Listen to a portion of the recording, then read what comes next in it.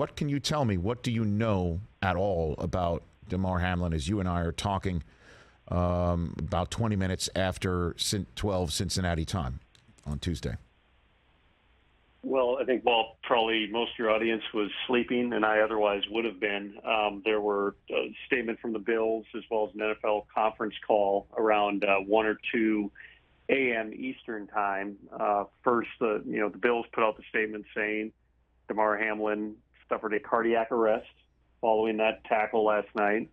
Heartbeat was restored on the field and then got transferred to the University of Cincinnati Medical Center for further testing and treatment. And then the NFL also held a conference call talking through all of the things that played out, because I think that a lot of times, Rich, in the absence of information, people fill in the gaps on their own. And certainly I, as a viewer, and I imagine many other people, were watching and just trying to, whether it was lip read or read body language or figure out what exactly was taking place during those ongoing discussions on the field.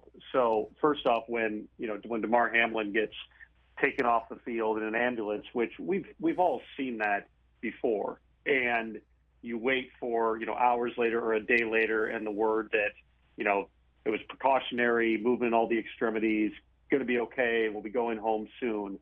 This was something different, and I got so many calls and texts from people who were either there in Cincinnati last night or agents who had talked to their players, and there were many different versions that I heard of what exactly players saw. And I'm certainly not going to indulge in giving a bunch of different secondhand information. But what I would tell you is the theme was players saw something last night with Damar Hamlin that they had never seen before on a football field.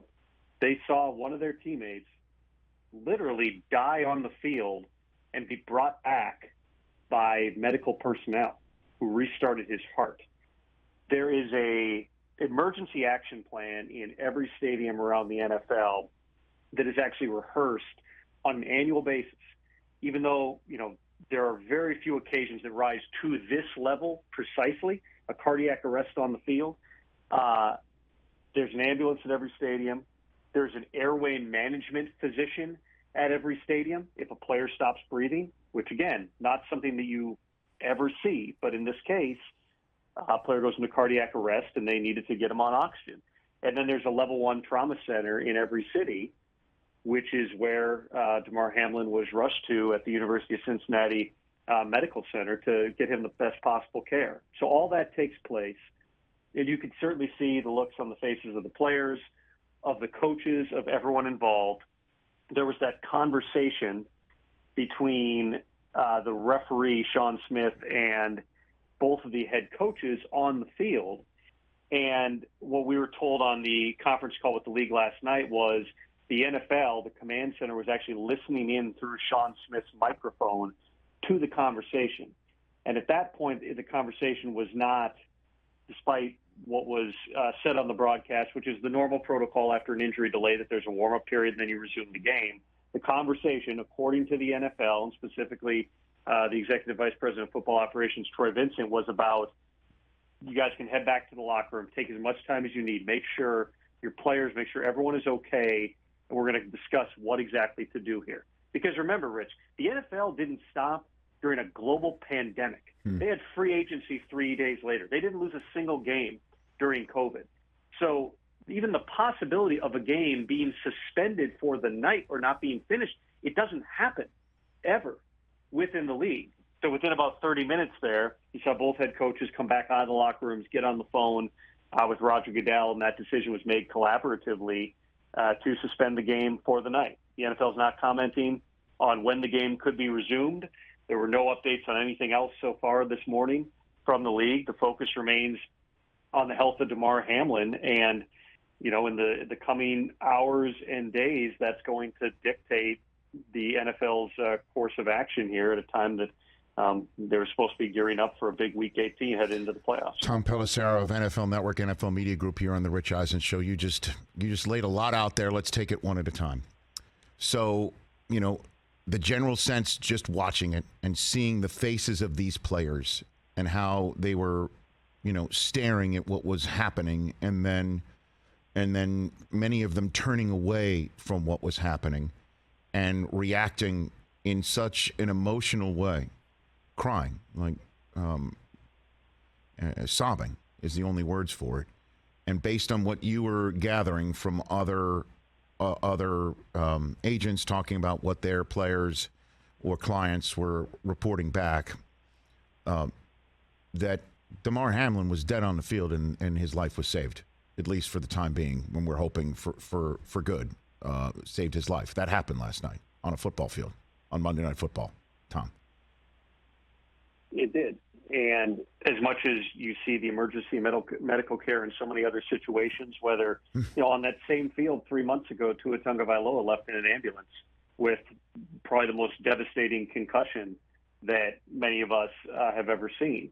But you still, by that night, he's flying back with the team and he's okay. We become all too accustomed to this idea that players are invincible to a certain degree.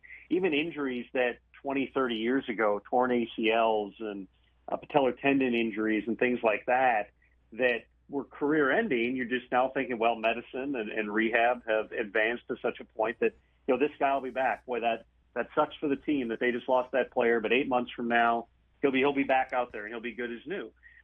And then you have something like last night. It's not an orthopedic injury. It's not even a concussion, which, of course, is a very serious injury as well. It's, in essence, a heart attack on the field. And whatever it was that happened on that impact, that was another thing that I had a longtime executive for a team call me like midnight last night, 1 a.m., who was just saying that just wasn't a big hit. It wasn't a violent type of collision. Derwin James hits Ashton Doolin the previous week. You looked at that play and you went, oh my goodness, like that was a bad, violent collision. This was, it's NFL football. It's unlike anything you or me are ever going to experience, Rich, but it was a hit like 20, 30, 40 other hits in every game. It was, he absorbed the contact, he went down, he popped back up, briefly tried to either grab his mouthpiece or adjust his face mask, and then collapsed. So, very quickly, again, I think even players, when you play in the NFL, you accept the reality that you're putting, your body on the line, and players, often say putting your life on the line. There's been, one example in NFL history of a player dying on the field, and it was in early 1970s, and it was a player who suffered from a undiagnosed heart condition and collapsed on the field and was taken away. They finished that game in Chicago, and then he was pronounced dead that evening. But that was 50 years ago. No one has ever seen anything like this on the field. And so, absolutely, and again, without getting into the details, there were certain signs present that this was something much worse.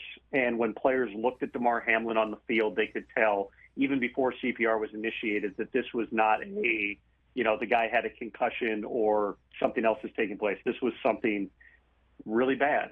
And so, I can only imagine you're watching one of your friends, and by all accounts, a great guy, and Damar Hamlin being resuscitated and having his heart restarted. That's why they have the, whatever you call them, I can't remember the acronym, but those shocking tools. That's why you have those on hand. That's why you have trained people and the airway pathway physician and all those things is for this moment. And, that you train on those things, but you don't train players for that. You don't have a period in training camp that's, okay, your teammate has a heart attack, here's what we're going to do. And I think that's the other takeaway for me from last night, that we can all sit in the comfort of our homes and say, why wasn't the game canceled immediately? What took so long? It was all within an hour.